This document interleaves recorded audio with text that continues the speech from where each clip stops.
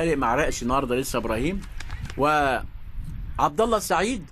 الله يا راجل جون، يا راجل جون، يا راجل باينه عبد الظاهر جايه له متقشر. بص الاوفر لما يكون كويس. بس عاوز اقول لكم حاجه، اللي عمل الجون ده رامي ربيعه، هو اللي راح صح، هو اللي راح صح، والكره اتردد بالعرض. وهنا حظ بقى، اديني فدان وما بتديش فدان، وراد حظ لاحمد عبد الظاهر، تابعها كويس قوي.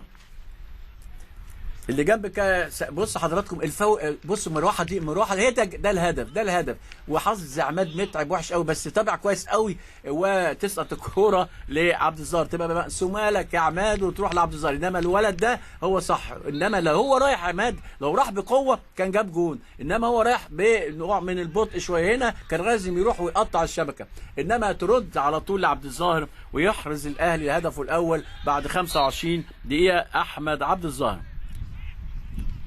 الظاهر بعد 25 دقيقة من زمن